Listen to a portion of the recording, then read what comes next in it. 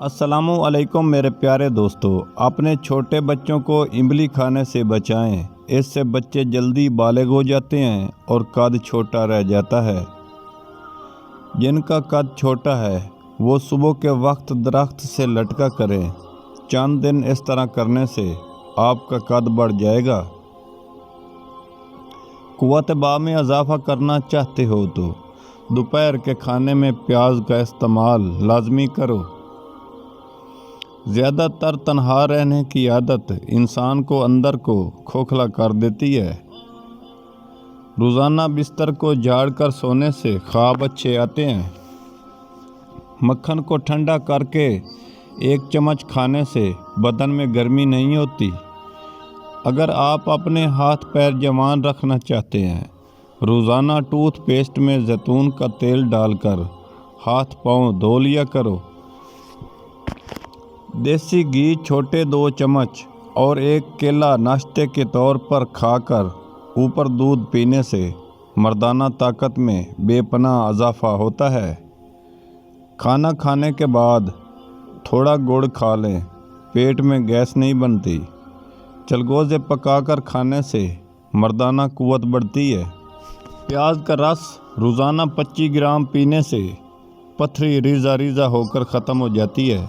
سفید پیاز کے عرق 6 قطرے مرگی کے مریض کے ناک میں ڈالنے سے مرگی کی مرض ختم ہو جاتی ہے۔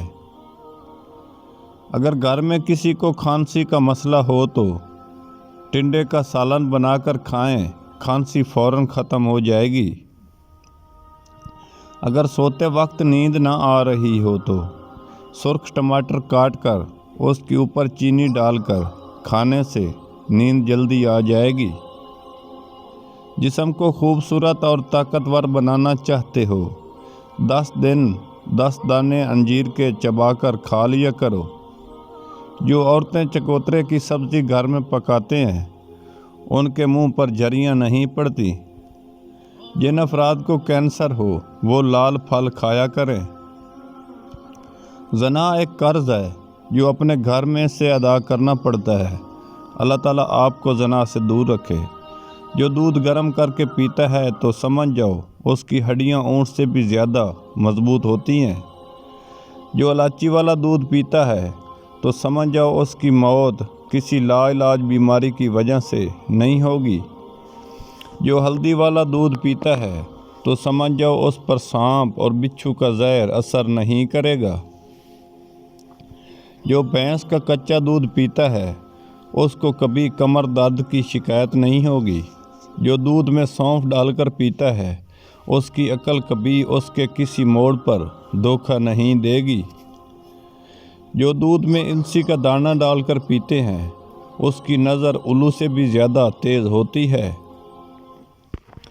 دعا سے دل کا غبار چھوٹ جاتا ہے اور روح کا سکون لوٹ آتا ہے۔